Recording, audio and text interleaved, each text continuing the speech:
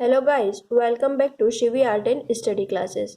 This is our fourth chapter of Banking and Insurance Managerial Functions in Banks, Recruitment and Selection.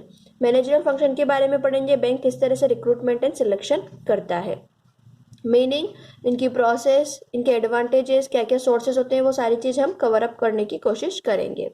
First introduction part. After the banks man power need have been determined, the bank started the process of searching for prospective employees and including them to apply for jobs likely to be filled up. जैसे ही बैंकों में man power की ज़रूरत होने लगी तो bank ने recruitment and start कर दिए for recruitment and selection of employees for nationalised bank. There were used to be bank service recruitment board. पहले रिक्रूटमेंट और सिलेक्शन के लिए कौन सा बोर्ड होता था? बैंकिंग सर्विस रिक्रूटमेंट बोर्ड होता था. Sometimes bank of banking service and recruitment board was dissolve. लेकिन कुछ समय पहले ही क्या कर दिया? इस बोर्ड को डिजोल्व कर दिया, मतलब खत्म कर दिया. Now every public sector bank has been granted autonomy to recruit and select employees. अब पब्लिक सेक्टर बैंक के को ऑटोनॉमी दी गई है, वो चाहे जिस तरीके से रिक्रूटमेंट एंड सिलेक्शन कर सकते हैं. लेकिन प्राइवेट सेक्टर बैंक में क्या है? Private and foreign banks were already free to recruit and select employees. लेकिन प्राइवेट और फॉरेन बैंक के ऊपर पहले भी कोई ऐसा रूल या रेगुलेशन नहीं था कि आपको इस तरीके से रिक्रूटमेंट करने हैं. वो पहले भी फ्री थे और अब भी फ्री है. सो मीनिंग ऑफ रिक्रूटमेंट, क्या मीनिंग है? According to the Flippo, recruitment is the process of searching for prospective employees and stimulating them to apply for jobs in the organisation. So recruitment किस तरह की process है?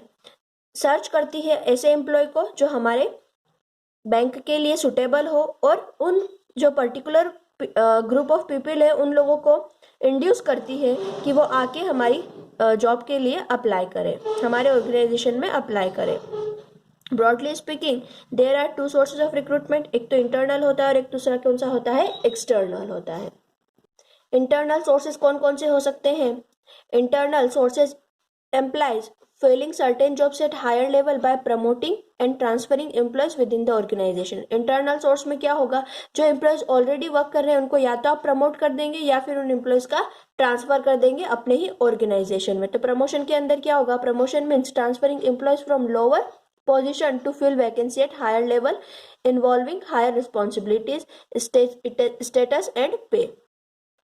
Promotion में क्या होगा? आप एम्प्लॉयज का ट्रांसफर करेंगे. कैसे? जो लोअर लेवल पे वर्क कर रहे हैं उनको हायर लेवल पे भेज देंगे, ताकि क्या हो? जो हायर लेवल की रिस्पॉन्सिबिलिटीज है, जो स्टेटस है, जो पे है, वो उस पर्टिकुलर लोअर लेवल वाले व्यक्ति से फिल करवाई जा सके. ऐसे पर्सन को आप प्रमोट कर देते हैं.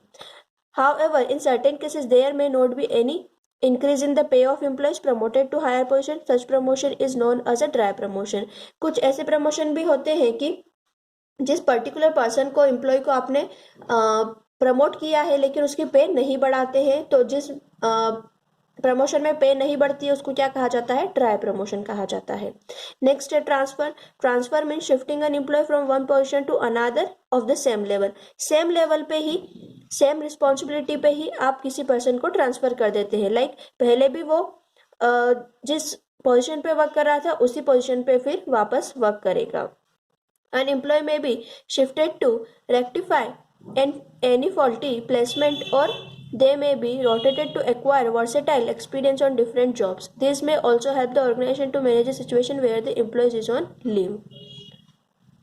क्यों ट्रांसफर किया जाता है? ताकि जो भी पर्टिकुलर एम्प्लॉयज आपकी कंपनी में काम कर रहे हैं, आपकी बैंकिंग में काम कर रहे हैं, उनको अलग अलग जगह का एक्सपीरियंस हो सके और साथ ही साथ आपके ऑर्गेनाइजेशन को मैनेज करने में भी आपको हेल्प हो सके जब कोई एम्प्लॉय आपका छुट्टी पे हो. तो क्या क्या एडवांटेजेस है? इकोनॉमिकल होता है.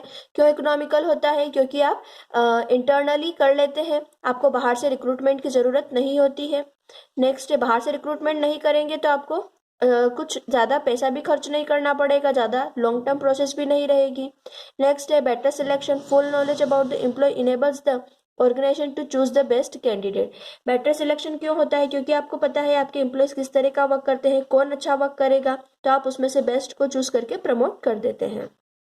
नेक्स्ट है motivate employees. It motivates employees. They work hard to seek promotion. People tend to join organization with growth prospectus. इससे मोटिवेशन मिलता है ताकि दूसरे एम्प्लॉयज भी ज़्यादा से ज़्यादा अच्छा वर्क करने की कोशिश करें ताकि उनकी भी फ्यूचर में ग्रोथ हो सके। नेक्स्ट है boost morale. It boost morale of the employees as they aspire for the higher position in the organisation. They are inspired and work wholeheartedly and efficiently. उनका मॉरल क्या होता है, increase होता है, वो भी एस्पायर होते हैं हायर पोजीशन के लिए, वो भी चाहते हैं कि वो भी हायर पोजीशन पे प्रमोट हो, इस वजह से वो वर्क भी अच्छा करते हैं। Better utilisation of human resources, जो भी आपके पास ह्यूमन रिसोर्सेज आप उसका अच्छे से यूटिलाइजेशन कर सकते हैं।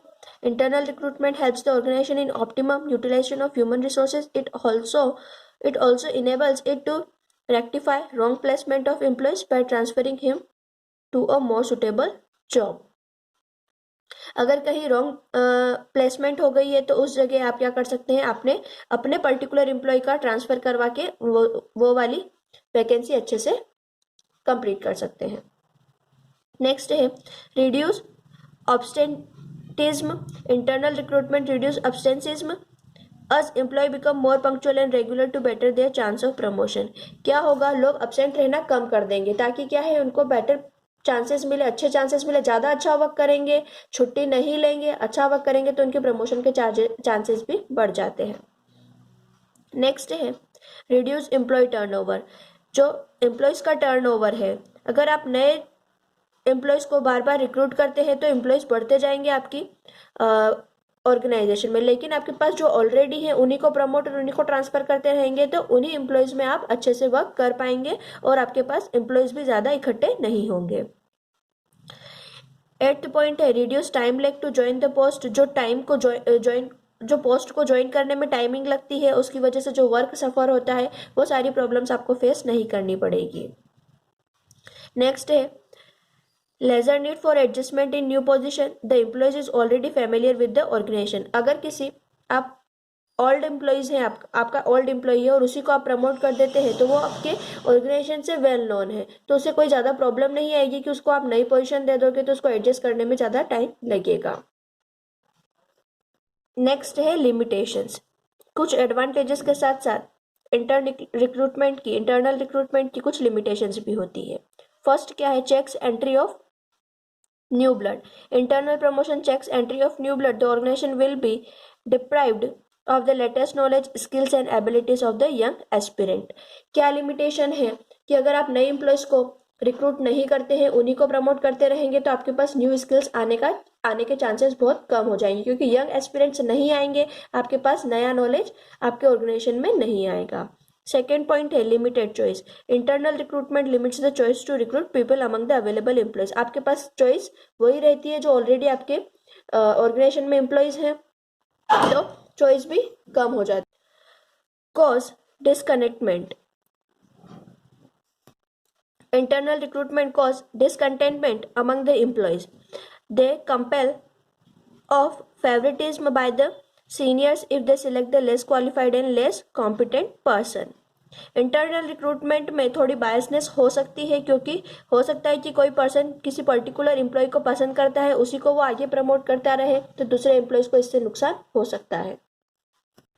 फोर्थ पॉइंट है increase inefficiency. To avoid favoritism, promoters are made on a seniority basis. This can result in appointment of less qualified and incompetent person. वही सेम बात है कि अगर आप इंटरनली रिक्रूट करते रहेंगे, न्यू नॉलेज आपके पास आएगा नहीं, फेवरेटिज्म के अकॉर्डिंग आप एम्प्लॉयज़ को प्रमोट और ट्रांसफ़र कर रहे हैं तो आपके पास एफिशिएंसी भी कम हो जाएगी और आपके पास क्वालिफाइड एम्प्लॉयज़ आना भी कम हो जाएंगे।